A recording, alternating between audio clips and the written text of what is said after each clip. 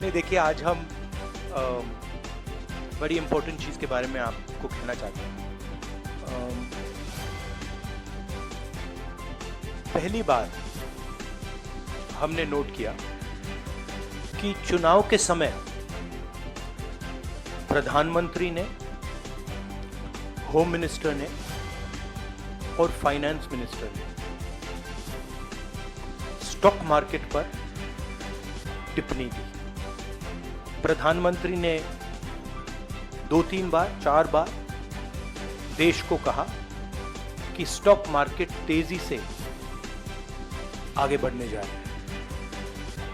Home minister ने सीधा कहा कि 4 जून को स्टॉक मार्केट आसमान में जाएगी, लोगों को खरीदना चाहिए। और यही मैसेज फाइनेंस मिनिस्टर ने दिया। फर्स्ट, ये आज थोड़ा हम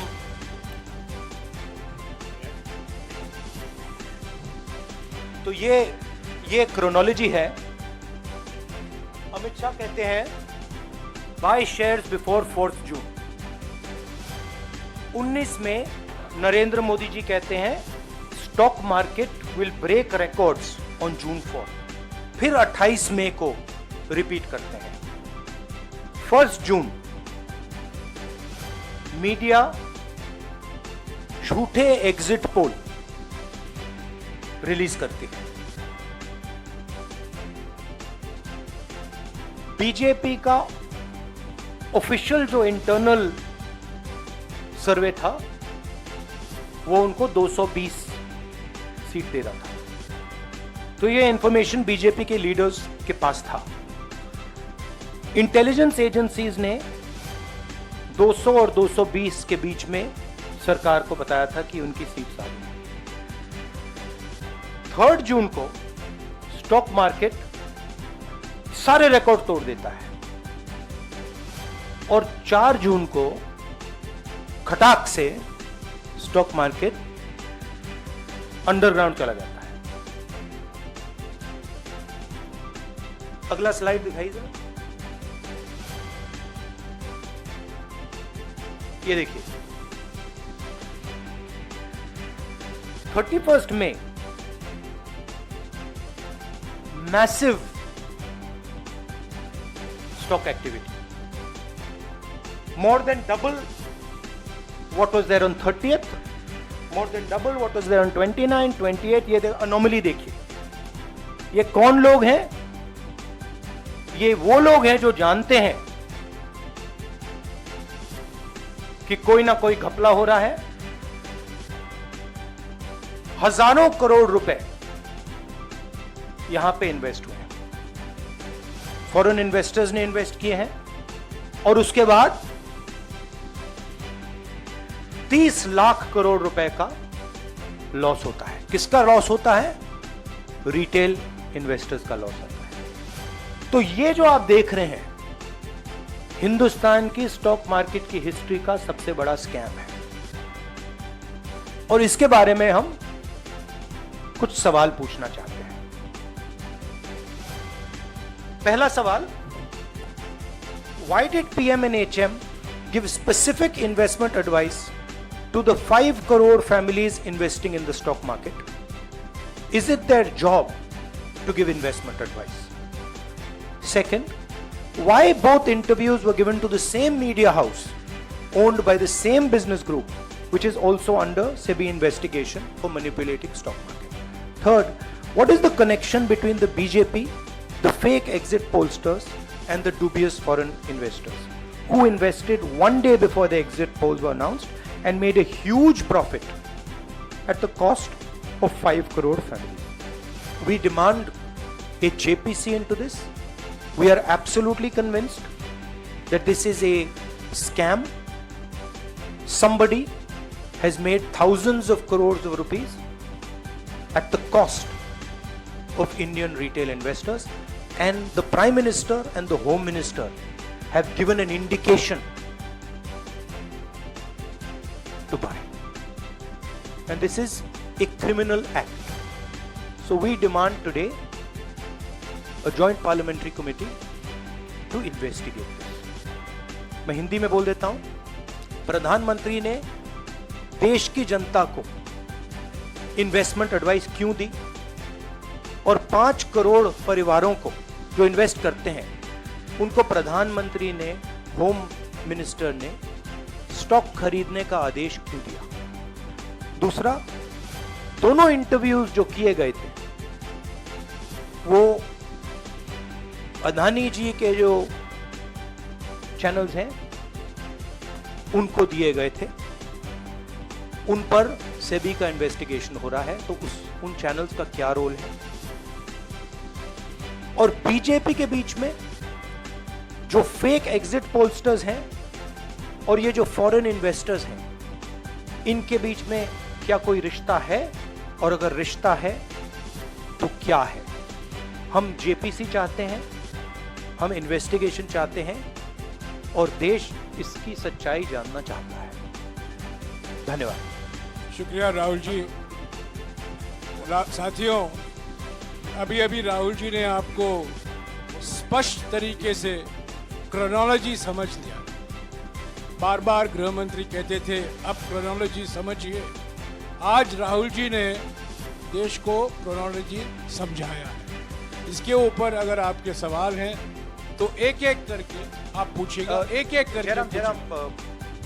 I haven't said the chronology in English, so I'll say the chronology in English. 13th May 2024, the Home Minister says, buy shares before 4th of June. This is a clear indication to retail investors and others to buy stock. 19th May, for the first time, and then repeatedly until the 28th May, the Prime Minister says that the stock market is going to break records on 4th June.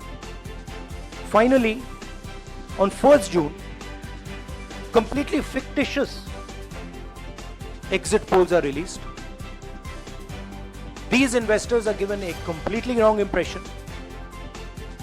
And on the 3rd of June, as we all know, the stock market breaks all records and then crashes on the 4th of June. Whoever has made money as the stock market rose and also as the stock market crashed. And we are interested in having a joint parliamentary committee, a JPC, to investigate the role of the Prime Minister, the role of the Home Minister, role of BJP members, and also those people who have done these fake exit polls. And finally, we want to understand who are the people, these foreign investors, who did these trades. So we want an investigation for that. शुक्रिया राहुल जी। हाँ संजय। राहुल जी, इससे पहले भी आपने Adani issue पे JPC पिछली लोकसभा में मांग की थी, तो क्या आप चाहेंगे कि ये इशू और हिंडनबर्ग इशू दोनों कंबाइन हो और दोनों की जांच हो? ये जो इशू है, this is a broader issue than just the Adani issue. It is connected to the Adani issue, but this is a much broader issue. This is directly the Prime Minister of India, Home Minister, who are privy to data on actual election results, who have IB reports, who have their own data, who are advising retail investors to buy stock on the 4th. This has never happened before. And by the way, the Prime Minister has never commented on stock market before this.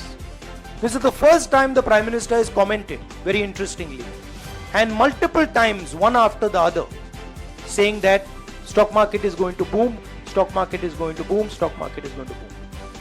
And at the same time, he has information that the exit polls are wrong. He has information that he knows what is going to happen because he has IB data and he also has his own party data. हाँ जी रवि।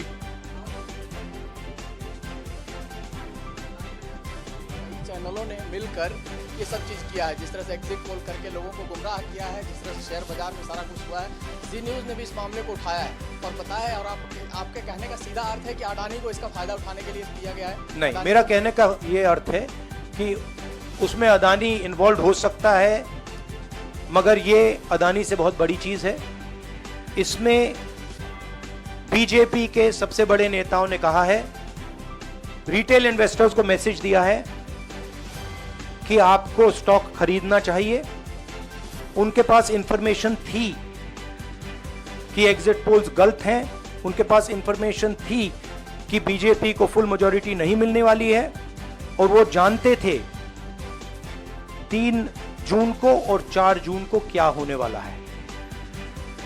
कितने का 30 लाख, कितना 30 लाख करोड़ का नुकसान हुआ है, कितने का 30 लाख करोड़ रुपए का नुकसान हुआ है, और हजारों लाखों करोड़ रुपए का चुने हुए लोगों को फायदा हुआ है। और हम इंक्वायरी चाहते हैं प्रधानमंत्री पर, होम मिनिस्टर पर, जिन्होंने एग्जिट पोल किया उन पर, और ये जो फॉरेन इन्वेस्टर्स हैं उन पर। हाँ शमीन,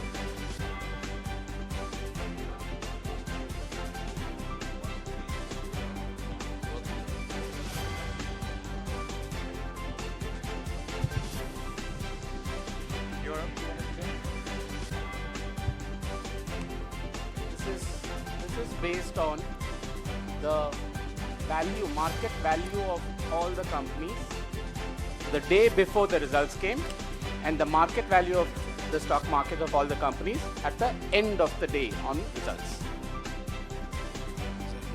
हाँ संजीव, एक minute Sanjeev. Rahulji, you talked about, are you alleging the involvement of the Prime Minister and the Home Minister? Yes. And whose money is it? Yes, Are you that saying is it what I their am money? saying. I am saying that people very high up in the BJP have carried out this scam. I am saying they had partners who carried out these exit polls. We would like to know if these exit polls were actually carried out, if people were actually sent out, and we'd also like to know the methodology of these polls. We'd like to understand who these investors are. We have some sense of who these investors are. So we are not just speaking out of the air. We are confident that if an investigation is done, interesting things will be revealed.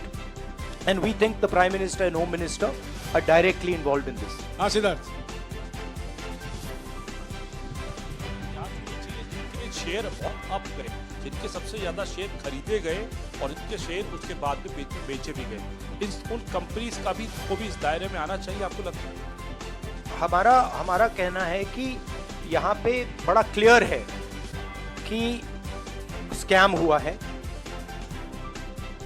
प्रधानमंत्री ने directly कहा है, home minister ने directly कहा है, indicate किया है जनता को कि स्टॉक मार्केट ऊपर जाएगी। होम मिनिस्टर ने तो साफ कह दिया कि खरीदना चाहिए। और जब प्राइम मिनिस्टर और होम मिनिस्टर और फाइनेंस मिनिस्टर ऐसी बात करते हैं तो उसका रिएक्शन आता है, लोग उसको बिलीव करते हैं। तो बिल्कुल क्लियर है कि इन 3 लोगों ने कहा है। यह भी क्लियर है कि इनको मालूम था कि रिजल्ट 400 का नहीं है, 300 का भी नहीं है। तो ये हम पता लगाना चाहते हैं, उसमें आप जो कह रहे हो वो भी शामिल है। राहुल जी, ब्रह्म प्रकाश दुबे, इंडिया डेली लाइफ से। मेरा सवाल ये है कि जो आपने बताया है इतना बड़ा स्कैम है, पहले भी आपने कई मामले उठाए हैं, जेपीसी की मांग पहले नहीं मांगी गई है, तो क्या आपने कहा ये आपराधिक मामला है, क्या कोर्ट में जाएंगे या पुलिस में शिकायत दर्ज करेंगे, क्योंकि आप कह रहे बहुत बड़ा घोटाला है ये? नहीं भैया, मैंने अभी आपको शिकायत दर्ज करेंगे क्योंकि आप कह रहे बहुत बड़ा घोटाला है ये? नहीं भैया, मैंने अभी आपको बोला हम जेपीसी डिमांड कर रहे हैं, इन्वेस्टिगेशन डिमांड अगर नहीं मांगते तो पुलिस में, कोर्ट में? जो भी करना है करेंगे, बट हम आपको ये इन्फॉर्मेशन दे रहे हैं कि ये जो हुआ है ये नॉर्मल चीज नहीं है। इसमें प्रधानमंत्री ने इंडिकेशन दिया है, होम मिनिस्टर ने इंडिकेशन दिया है, फाइनेंस मिनिस्टर ने इंडिकेशन दिया है, अदानी जी के चैनल्स के थ्रू इंटरव्यूज किए हैं, और फाइनली लोगों ने इन्वेस्ट किया है, लोगों ने फाइनेंशियल एक्शन लिया है, कंपनीज ने शेयर खरीदे। इसी विषय पर, एक मिनट, इसी विषय पर, इस स्टॉक मार्केट घोटाले पर ही हम सवाल ले रहे हैं। मौसमी, इसी विषय पर कीजिएगा बस। एक मिनट, आ रहा हूँ। राहुल जी, एक करके आ रहा हूँ।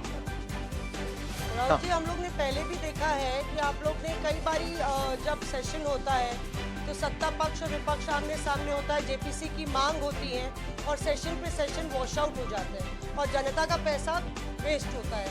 तो क्या आपको ये तो लगता है बीजेपी की लाइन है।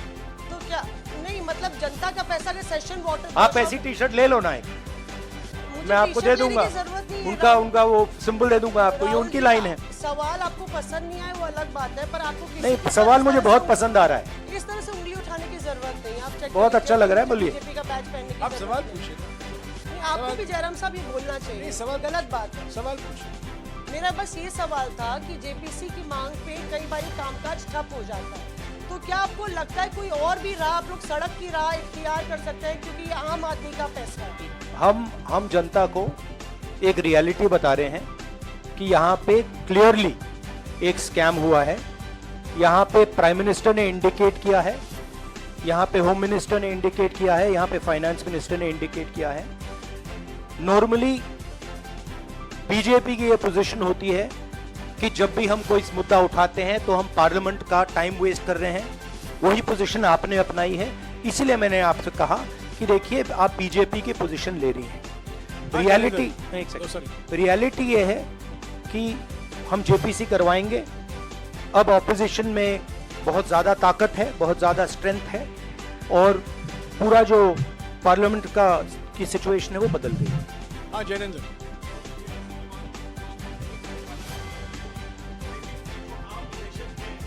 जिनका 30 लाख करोड़ डूबा है, उनमें कर्नाटक के, तेलंगाना के, हिमाचल के तीनों राज्यों में आपकी सरकार है। क्या राज्य की जो जांच एजेंसी है उसके जरिए आप जो उन राज्यों के निवेशकों का कम से कम पैसा डूबा है, ये जो आप पूरे नेक्सस की बात आप कर रहे हैं, गुमराह करने की बात कर रहे हैं, क्या वहां से कोई इसके बारे में कार्रवाई की आप उम्मीद कर सकते हैं? सोचा जा सकता है, बट ऐसी चीज के लिए शायद जेपीसी सही औजार होगा। हाँ रंजीता, मोहित is asked, रंजीता। यार आप पूछते रहे। मोहित चलो। आपको ऐसे सर मैं He's upset. सर मैं मोहित आपने चमत्कार पूछ लीजिए। सर मैं मोहित हूँ न्यूज नेशन से। नहीं जानता हूँ। सर लगातार पिछली घोटालों में भी आपने जेपीसी की बात की थी, आपने हर जांच की बात की और ये एक बड़ा घोटाला सामने आया, इसमें भी आप जेपीसी की मांग कर रहे हैं। कितनी उम्मीद है कि लोग जेपीसी की ये लागू करेंगे? आपको क्या लगता है कि ये जेपीसी लागू करने वाले, अगर नहीं करेंगे फिर क्या करेंगे आप लोग?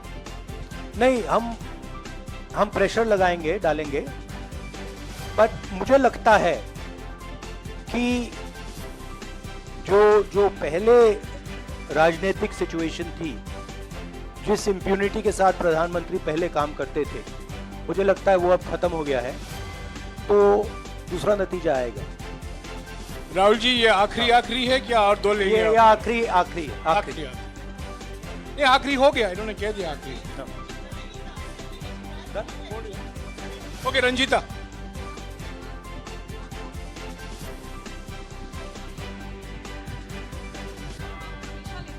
चुनावी जो रैलियां रही हैं उसके भी और उसके बाद भी, क्या आप कहना चाहते हैं कि सरकार ने मदद की है उन उद्योगपतियों को और अमीर बनाने में? नहीं, मैं कह रहा हूं, मैं सिर्फ सरकार की बात नहीं कर रहा हूं, मैं दो इंडिविजुअल्स की बात कर रहा हूं। प्रधानमंत्री ने और हिंदुस्तान के सब रिटेल इन्वेस्टर्स जिनको नुकसान हुआ है, मैं आपसे बोल रहा हूं, आपको ये बात समझ आ जाएगी। आपका पैसा गया है, आपकी कमाई गई है, आपको नुकसान हुआ है, और इसमें करोड़ों युवा हैं जो ईमानदार हैं। तो नरेंद्र मोदी जी ने, अमित शाह जी ने आपको मैसेज दिया कि 4 तारीख को स्टॉक मार्केट आसमान छुएगी, और आपने उन पर भरोसा किया। मगर सच्चाई ये थी कि नरेंद्र मोदी को मालूम था कि 4 जून को स्टॉक मार्केट आसमान नहीं छुएगी। 4 जून को स्टॉक मार्केट का जबरदस्त नुकसान होने जा रहा है, क्योंकि उनके पास इंटेलिजेंस की रिपोर्ट थी और बीजेपी का जो इंटरनल असेसमेंट था 220 सीट का, वो उनके हाथ में। तो मेरा ये सवाल है और मैं आपसे इन्वेस्टर से कहना चाहता हूं कि आपको जो चोट पहुंची है, जो आपको दर्द हुआ है, वो चोट नरेंद्र मोदी जी और अमित शाह के बयान ने आपको पहुंचाई और हजारों करोड़ रुपए किसी ना किसी ने चोरी की है। वो आपके जेब से गए हैं, रिटेल इन्वेस्टर्स के जेब से गए हैं। तो मैं चाहता हूं, आपके लिए बोल रहा हूं, आपके लिए बोल रहा हूं कि इन्वेस्टिगेशन होना चाहिए, पता लगाना चाहिए कि प्रधानमंत्री जी ने, होम मिनिस्टर ने आपको ये गलत इंफॉर्मेशन क्यों दी और ये कौन लोग हैं, इन्वेस्टर्स जो हैं, फॉरेन इन्वेस्टर्स हैं, जिन्होंने इस दिन फायदा उठाया। ये देखिए ग्राफ है, ये रेड चार्ट जो है, इसको देख लीजिए। ये नॉर्मल ट्रेडिंग है, ये नॉर्मल ट्रेडिंग है, ये ग्रे वाली नॉर्मल ट्रेडिंग है और ये जो ट्रेडिंग है ये अबनॉर्मल ट्रेडिंग है, ये 2-3 गुना है और फिर ये हुआ है नुकसान। तो ये नरेंद्र मोदी जी और अमित शाह से मैं पूछ रहा हूं कि आप में इसमें आपका क्या रोल था और रिटेल इन्वेस्टर्स के लिए पूछ रहा हूं, आपकी मदद के लिए, आपकी मदद करने के लिए पूछ रहा हूं और इन्वेस्टिगेशन होगा तो आपके लिए होगा। धन्यवाद। शुक्रिया।